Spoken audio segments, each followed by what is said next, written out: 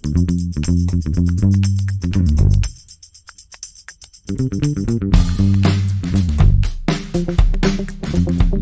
මේ වෙද්දී අපි data types ගැන කතා කරන්න Python වල තියෙන අපි ඊයටතේ integer float complex වගේ number data types ගැන කතා කරුවා ඊට කලින් අපි string ගැන කතා කරුවා මේ වීඩියෝ එකෙන් අපි boolean data types ගැන කතා කරන්න බලාපොරොත්තු වෙනවා. ඒතර boolean data type එකට අයිති වෙන්නේ true සහ false විතරයි.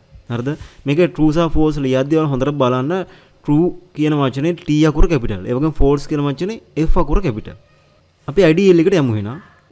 හරි එතකොට අපි දැන් දැනගත්ත Python වල boolean වගේක් ලබා දෙද්දී අනිවාර්යෙන් true නම් T අකුර capital වෙන්න ඕන false නම් F අකුර capital වෙන්න ඕන කියලා. එතකොට අපිට පුළුවන් මේ boolean වගේන් ඕනම අවස්ථාවක විචල්යයකට අනිත් දත්ත වර්ග වගේම විචල්යයක් ඇතුළට පවරන්න පුළුවන්. ඒතර උදාහරණයක් විදිහට අපි ගත්තොත් x කියලා variable එකක් ගන්නවා අපි ඒක දානවා true කියන අගේ. හරිද? එතකොට අපි දානවා අපිට capital වලින් type කරන්න ඕන true කියලා. එතකොට තමයි මෙයා boolean වගේ අඳුනගන්නේ. හරිද? හැබැයි මේක simple වලින් type කරුවොත් මම ආයෙත් x වලට දාන යනවා true කියලා error එකක් එනවා. හරිද? name error එකක් එනවා. හරි. එහෙනම් පැහැදිලි ඇති වැඩේ අපි අනිවාර්යයෙන්ම capital අකුරු අනිවාර්යයෙන් මුල් අකුරු capital කරලා තමයි boolean වගේයන් ලබා දෙන්න ඕන. හරි ඊට පස්සේ අපි මේ x වල data type එක පොඩ්ඩක් බලන්න පුළුවන් අපිට. අපි දන්න අපිට type function එක පාවිච්චි කරන්න පුළුවන් කියලා. ඊට පස්සේ ඒක ඇතුළට මම x pass කරනවා. pass කළා මේක print කරනවා. ඒතර අපිට පේනවා ඒක bool කියන data type එකේ තියෙනවා කියලා. ඊළඟ වැඩේ අපි මේ boolean වගයන් එක්ක ඍජුවම ගනුදෙනු කරන ප්‍රමාණය ගොඩක් අඩුයි. ඒ කියන්නේ අපි true false කෙලින්ම පාවිච්චි කරනවා අඩුයි. අපි කරන වැඩේ අපි ඉස්සර කතා කරන්න යන comparison operators සහ logical operators පාවිච්චි කරලා මේ boolean වගන ඒ කියන්නේ true false generate කරලා ඒවත් එක්ක ඊට පස්සේ වැඩ කරන්න යනවා. ඒතර අපි දැනගන්න ඕන අපිට මොනවද මේ පාවිච්චි කරන්න පුළුවන් comparison operators ඒ වගේම logical operators මොනවද කියලා. හරිද? එතකොට අපි ඉස්සෙල්ලම comparison operators ටික කතා කරමු. හරි එතකොට අපිට comparison operators එහෙම නැත්නම් සංසන්දනාත්මක කාරකයන් යටතට අයිති වෙන කාරක හයක් තියෙනවා. අපිට තියෙනවා equality, not equal to, greater than or equal to, less than සහ less than or equal to කියලා. හරි එතකොට අපි මේ කාරකයන් ගණිතමය සමීකරණයක තුල පාවිච්චි කරද්දී අපට අවසානයේ මෙයා රිටර්න් කරන්නේ එහෙම නැත්නම් අවසාන ප්‍රතිදාන විදිහට එයා ලබා දෙන්නේ boolean වගයක්. ඒ කියන්නේ true හෝ false අගයක්. හරිද? ඉතින් අපිට කොන්දේසි දෙකක් හෝ කිහිපයක් සංසන්දනය කරලා බලන්න පුළුවන්. ඒ සංසන්දනය කරලා ඉවර වෙලා අපට boolean වගයක් ප්‍රතිදාන විදිහට ලබා ගන්න පුළුවන් මේ operators පාවිච්චි කරලා. එහෙනම් අපි IDL එකට ගිහිල්ලා මේවත් එක වැඩ කරලා බලමු. හරි එතන මුලින්ම කියන්න ඕන මේ අපේ ගාව තියෙන මේ තනි සමාන ලකුණක් මේක assignment operator කියලා මම කලින්ම කිව්වා. ඒතර මේකෙදි වෙන්නේ අපිට පුළුවන් උදාහරණයක් විදිහට මේ අපිට පුළුවන් යම් value එකක් මොන හරි විචල්‍යයක් ඇතුළට assign කරන එක ඇතුළට ගෙනහිල්ලා දාන්න පුළුවන්. අපි මේ සමාන ලකුණ කියනවා assignment operator කියලා. හරි එතරම් මුලින්ම කතා කරලෙමු equality operator එක ගැන. මේකදී අපි සමාන ලකුණු දෙකක් පාවිච්චි කරනවා. ඒතර උදාහරණයක් විදියට අපිට තියෙන ඔන්න ප්‍රකාශනයක් තියෙනවා 5 සමානද 10 කියලා බලන්න. හරිද? අපි මේක රන් කරුවොත් අපිට එනවා false කියලා. ඊට පස්සේ මේක පොඩක් වෙනස් කරමු. 10 සමානයි 10 කියලා. ඒතර අපිට true කියලා එනවා. හරිද? දැන් පැහැදිලිනේ. ඒතර equal sign දෙකකින් එහෙම නැත්නම් equality operator එකෙන් අපිට ලැබෙනවා boolean වගයක්. අපිට සංඛ්‍යාව විතරක් නෙමෙයි මේ equality operator එක පාවිච්චි කරලා check කරන්න පුළුවන්. අපිට අක්ෂරයන් උනත් check කරලා බලන්න පුළුවන්. උදාහරණයක් විදියට මම ගාව තියෙන ඔන්න string එකක් තියෙනවා 10යි කියලා. මම check කරලා බලනවා ඒක integer එක 10ත් එක්ක සමානද කියලා. මම මේක enter කරොත් false කියලා එනවා. හරිද? ඒතර මේ false කියලා එන්නේ මේ 10 කියලා කියන්නේ string එකක් මේක integer එකක්. හරිද? ඒතර මේ දෙක සමාන නැහැ. ඒකෙන්ද false කියලා එනවා. හරිද? ඊට පස්සේ float එකක් එක්ක integer එකක් check කරුවොත් ඔහම මේකෙදි මට true කියලා එනවා. ඒතර ඒක අපි දන්නවා හේතුව 2.0 කියලා කියන්නේ දෙකම තමයි. හරිද? එතකොට ඒක හින්දා මෙයා කියන Python කියනවා ඒක true කියලා. හරි. පැහැදිලි ඇති වැඩි.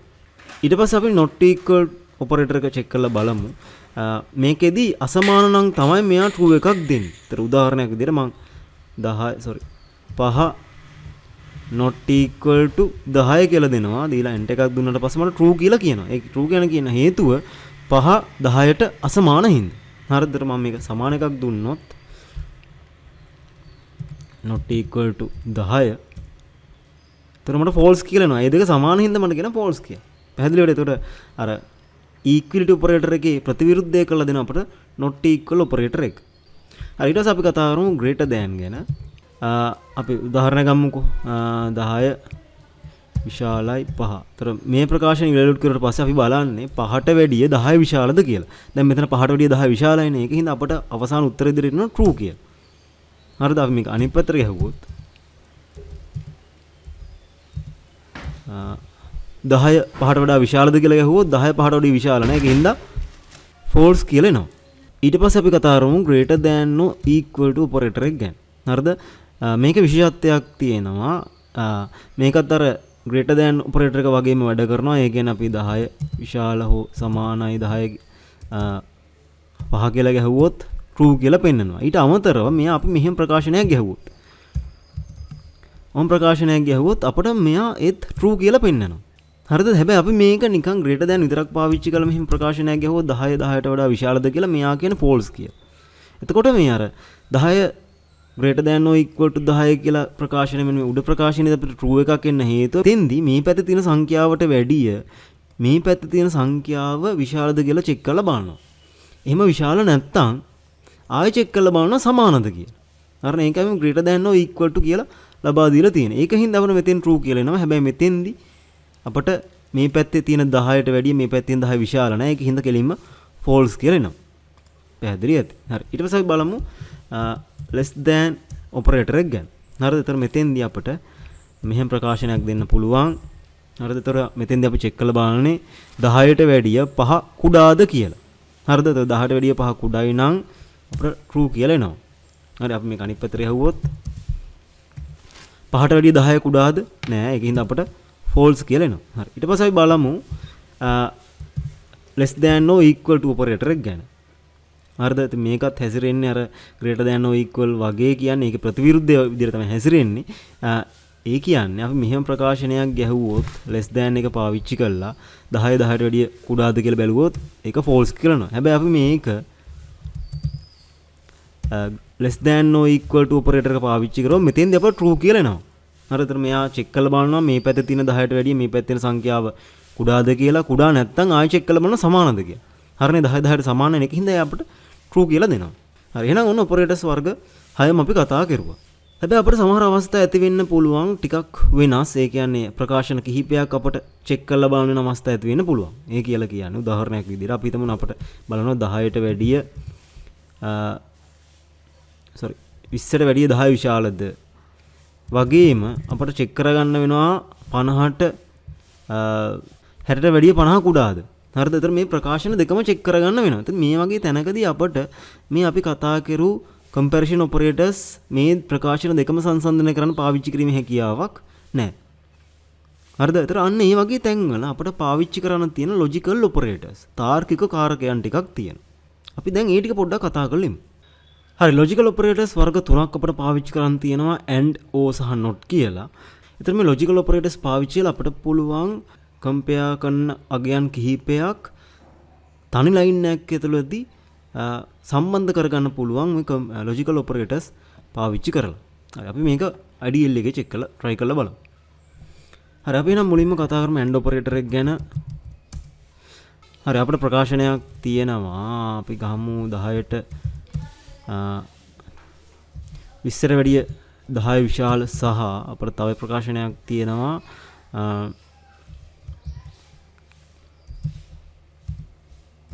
10ට වඩා 5 කුඩා කියලා ප්‍රකාශන දෙකක් තියෙනවා. ඒතර මේ ප්‍රකාශන දෙක සම්බන්ධ කරන්න පුළුවන් එක ඔපරේටර් එකක් තමයි අපිට තියෙන logical operator and කියන ඔපරේටර්. මේක simple ලබා දුන්නට ප්‍රශ්නයක් නැහැ. හරි. ඒතර මම මෙහෙම ප්‍රකාශන දීලා මම මේක enter කරනවා. ඊට පස්සේ මට false කියලා එනවා. හරි අපි මේකෙන් බලමු පොඩ්ඩක් මේ ඔපරේටර් එක හැසිරෙන විදිය. ඒතර මෙතන ප්‍රකාශන දෙක චුට්ටක් බලමු. හරි එතකොට 20ට වැඩිය 10 විශාල නැහැ. ඒ කියන්නේ මේ පැත්තේ තියෙන false එකක්.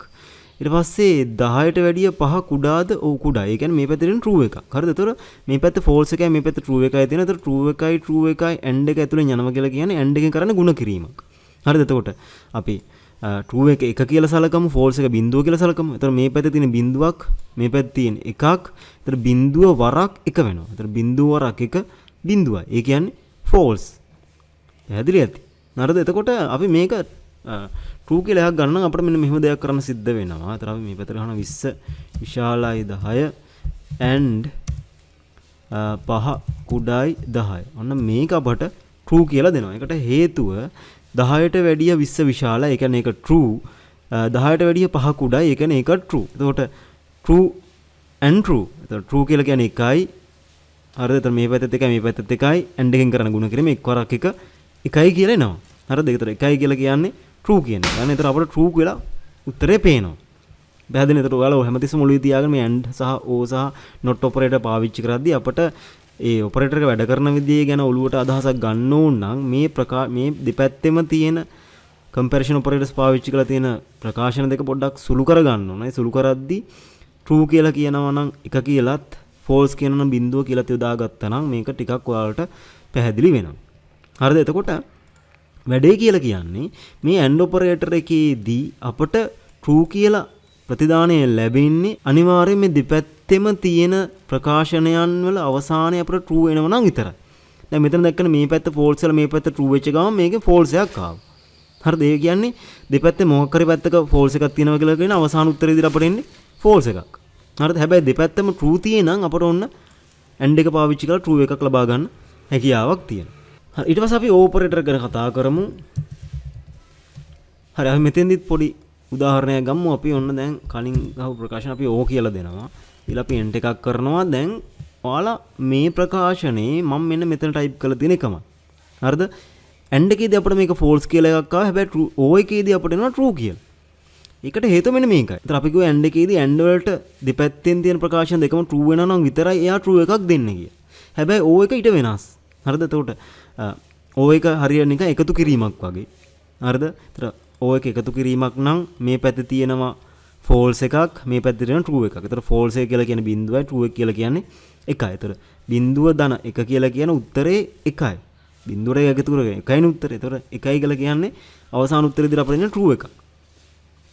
පැහැදිලිද? හරිද? එතකොට මේ O එක ඊට අර end එකට වෙද ටිකක් වෙනස් විදිහට තමයි හැසිරෙන්නේ. හරිනේ? ඒතර end එකේදී දෙපැත්තෙම true වෙද්දී true වෙලා තියෙනම් විතරක් true එකක් output එක විදිහට දෙද්දී O එක දෙපැත්තේ තියෙන ප්‍රකාශන දෙකෙන් මොකක් හරි එකක true එකක් තියෙනම් අන්න එයා true එකක් අපට දෙනවා. ඒක හේතුව මේ O එක හරියට නිකන් අර එකතු කිරීමක් එහෙම නැත්නම් ආගණනයක් වගේ තමයි හැසිරෙන්නේ. හරි. ඒතකොට අපි මේක තා චුට්ටක් එහාට අරන් අපි මේ දෙපැත්තම ගහම false ඒවා දෙකක්. හරි. ඒතකොට මෙතන 20යි එතන අපි දාමු මේක කොහොමවත් false, මෙතන දාමු අපි 50යි කියලා. හරි. එතකොට දැන් දෙපැත්තම false නේ.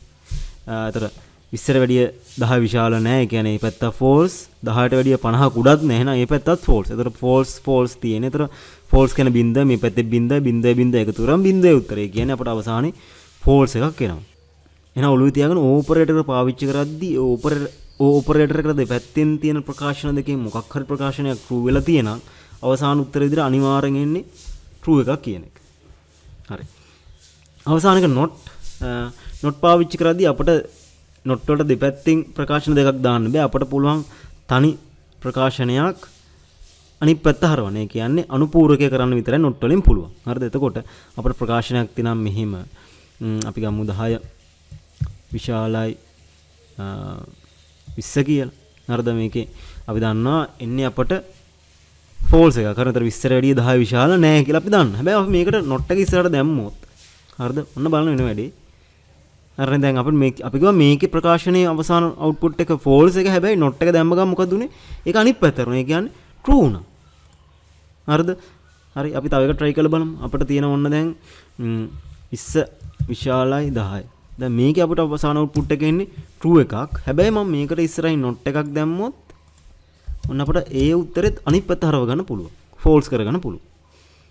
පැහැදිලි ඇති. හරිද? ඊට අමතරව මේ not පාවිච්චි කරලා අපට අවශ්‍ය නම් අර and වගේ operators එක්ක chain කරන්න හැකියාව තියෙනවා. ඒත් මම මේක chain කරනවා. මේකට ඉස්සරහින් not එකක් දානවා. අර නිකමට වගේ ඔයාලා දැන් හිතන්නකෝ මේක උත්තරේ කොහොමද දෙන්නේ? true ද false ද කියලා. හරි. අපි බලමුකෝ. දැන් මේ පැත්තේ එන්නේත් false එකක්, මේ පැත්තේ තියෙනෙත් false එකක්. false එක එකතු වෙනවා කියලා කියන්නේ බින්ද එකතු වෙනවා කියලා බින්දුව. ඒ කියන්නේ false. හැබැයි not එක ඇතුලේ යනවා කියන්නේ ඒක අනිත් පැත්තට. ඒ කියන්නේ true වෙනවා. හරිද? එහෙනම් ඔන්න operators වර්ග, logical operators වර්ග තුනම අපි කතා කරමු. හරිද?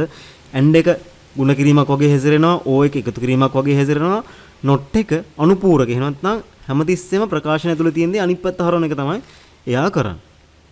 හරිද? ඊට අමතරව අපිට මේ and or not කියන මේ ඔපරේටර්ස් අපිට ඕන චේන් කරන්න පුළුවන්. මේ මම උඩින් මෙන්න මේ දක්වලා තියෙන ප්‍රකාශන වගේ අපිට ඕන චේන් කරන්නත් පුළුවන්. හරි, ඊට පස්සේ ඔපරේටර් ප්‍රෙසිඩන්ස් එක මම මේ සංඛ්‍යා ගැන කතා කරද්දී ඔපරේටර් ප්‍රෙසිඩන්ස් එක ගැන කතා කරා. මම කිව්වා ඔයාලට යන්න පුළුවන් කියලා මේ Google එකට ගිහිල්ලා ඔපරේටර් ප්‍රෙසිඩන්ස් කියලා සර්ච් කරලා බලන්න පුළුවන් කියලා. එතෙන්දී අපිට එනවා මේ Python documentation එකේ expressions කියලා link එකක්. ඒකට ගියාට පස්සේ ඒකේ යටම හරියි ඔයාලට තියෙන ඔපරේටර් ප්‍රෙසිඩන්ස් එක මේකට ගියාට පස්සේ ඔයාලට දකින්න පුළුවන් මේ අපි අද කතා කරපු කම්පැරිසන් ඔපරේටර්ස් ටික සහ ලොජිකල් ඔපරේටර්ස් ටිකට හම්බ වෙන්නේ මොන වගේ ප්‍රෙසිඩන්ස් එකක්ද කියලා. එතකොට මේ අපි කිව්වා සංඛ්‍යා සඳහා අපට ඇරිත්මැටික් ඔපරේටර්ස් පාවිච්චි කරන්න පුළුවන්. ඒවට තරමක් ඉහළ ප්‍රමුඛතාවයක් තියෙනවා. හැබැයි මේ කම්පැරිසන් ඔපරේටර්ස් ටික පහළ තමයි තියෙන්නේ. හරිද? ඒතර අර ඇරිත්මැටික් ඔපරේටර්ස් ටික සුළු වෙලා අවසානයේ තමයි මේ කම්පැරිසන් ඔපරේටර්ස් සහ මේ තියෙන ලොජිකල් ඔපරේටර්ස් ටික මෙන්න මේ ලොජිකල් ඔපරේටර්ස් ටික ඒ ටික ක්‍රියාත්මක වෙන්නේ.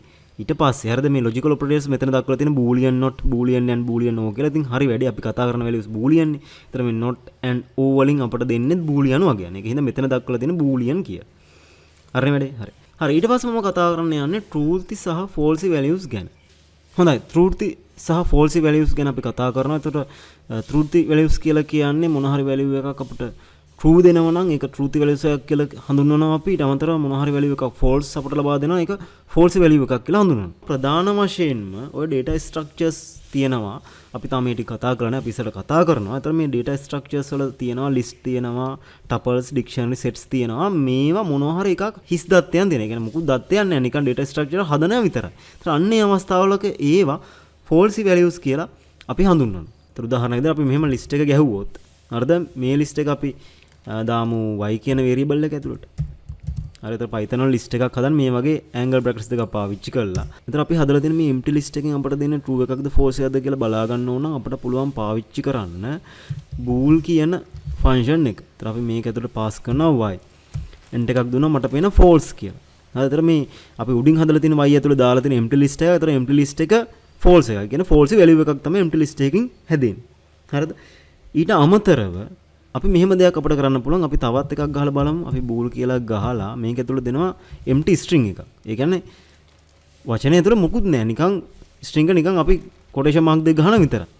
ඒත් ඒකත් false කියලා තමයි එන්නේ අපිට. හරි, ඊට අමතරව අපි දහුවොත් බිඳුවත් false. ඊට පස්සේ අපි 0.0 ගහුවොත් ඒකත් false. හරිනේ. එතකොට හරි, ඒතර ඔයාලා ඔළුවේ තියාගන්න data structure වල empty data structure තියෙනවා. ඒ ඔක්කොගෙම false අපට ලබා දෙනවා. ඊට අමතරව empty string වලින් false ලබා දෙනවා. ඊට අමතරව බිඳුව සහ 0.0 කියන දෙකත් අපට ලබා දෙන්නේ false value එකක්. හරිද? ඒතර මෙන්න මේ වගේ ඒවා අපි කියනවා Python වල තියෙන false values කියලා. හරි, ඊට පස්සේ truth values. හරි, හරිද? මම මේ වෙද්දී දැන් කිහිපයකම කිව්වා Python වල තියෙන හැමදේම object එකක් විදිහට තමයි යා සලකන්නේ කියලා. ඒතර default මේ හදන object ඔක්කොම truth values. ඊට අමතරව empty නැති. ඒ කියන්නේ හිස් අගයන් නැති අර data structure ටික කියන්නේ set, list, dictionary සහ tuples වගේ දේවල් එකකවත් හිස් අගයන් නැත්නම් අන්න ඒක truth values එකක් කියලා හඳුන්වනවා. හරිද? ඊට අමතරව බිඳුව නොවන ඉලක්කම් සේරම truth values. උදාහරණයක් විදියට අපි මුලින්ම try කරලා බලමු. අර කලින් වගේම list එකක් පොඩි හදාගමු අපි a, b කියලා හදාගමු. අපි මේක දාමු කලින් වගේම y ඇතුළට. හරි, ඒතර y වල තියෙන list එකක් අපි මේක bool එක ගහලා මේක ඇතුළට අපි දාමු අර y කියන එක දාලා බලමු. මම දැන් එනවා true කියලා. පැහැදිලිද? ඒතර list එක empty නෑ. ඒක ඇතුළේ දත්ත තියෙනවා. ඒක හින්දා ඔන්න එයා අපට pass කරනවා truth value එකක්. හරි, ඊට අමතරව අපි මේක ඇතුළේ දෙමු වචනයක් අක්ෂර ටිකක් එක්ක ඒක true. ඊට පස්සේ අපි දෙමු මේක ඇතුළට ඉලක්කම අපි ගහමු 0.1 කියලා. ඒකත් true. ඊට පස්සේ අපි මේක ඇතුළේ ගහමු 0.2 කියලා. ඒකත් true. හරිද? ඒතර මේ වගේ අපට Python වල පාවිච්චි කරන්න පුළුවන් truth values ටිකකුත් තියෙනවා. හරිනේ. එතකොට empty නැති data structure ඕනම එකක් truth.